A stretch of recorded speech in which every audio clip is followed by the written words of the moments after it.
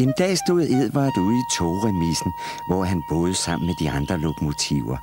De andre var meget større end ham, og det pralede de af. Togføreren vil sikkert aldrig bruge dig, sagde Gordon. Han vil have stærke lokomotiver, ligesom os. Men både togføreren og fyrbøderen havde ondt af Edvard. Vil du ikke køre en tur i dag, sagde de. Jo, det kan I tro, sagde Edvard.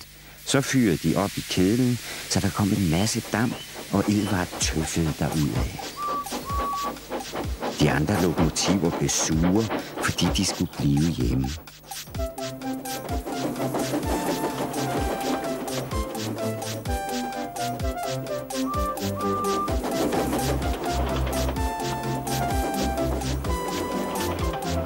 Edvard arbejdede hårdt hele dagen, og alle vognene syntes, han var sød og rar. Selv togføreren var meget tilfreds. Jeg skal også ud og køre i morgen, sagde Edvard til de andre om aftenen. Hvad siger I så til det? Men han nåede aldrig at høre, hvad de sagde, for han var så træt og glad, at han sov med det samme. Da han vågnede næste morgen, var alt som før. Gordon pralede og pralede. Bare vent, lille Edvard, til jeg kommer farne med eksprestoget. Det bliver noget af et syn, skal du se. Farvel, lille ven. Kig efter mig i eftermiddag.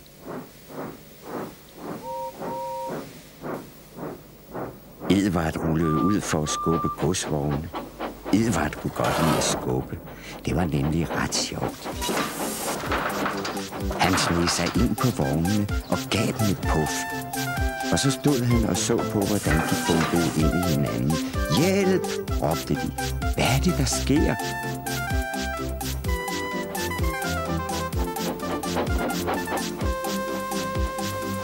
Edvard legede puffelejen til alle vognene var flyttet på plads.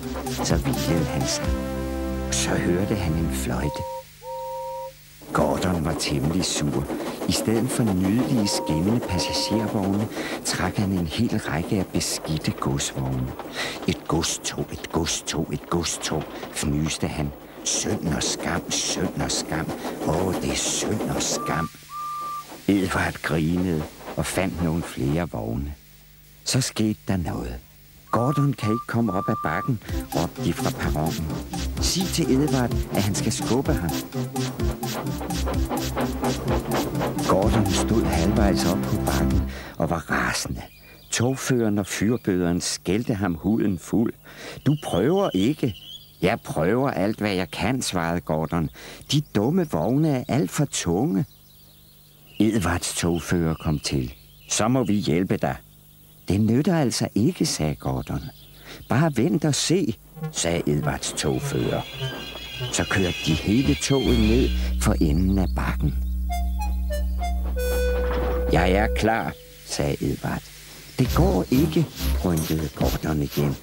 De skubbede og trak det bedste, de havde lært.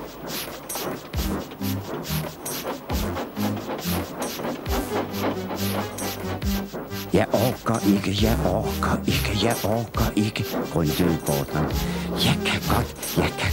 Jeg kan godt, puffede Edvard. Og han skubbede og dampede og skubbede, så hårdt han kunne. Og før de havde set sig om, var Gordon oppe på bakketoppen, og så var han virkelig stolt. Jeg gjorde det, sagde han, og glemte helt at takke Edvard for hjælpen. Edvard havde tabt luften og var langt bagud. Han rullede hen til næste station, og hans togfører og hans fyrbøder var meget stolte af ham. Og fyrbøderen gav ham en masse at drikke, og togføreren sagde, i morgen vil jeg male dig og give dig en flot lakering, blå med røde striber. Du bliver det flotteste lokomotiv i hele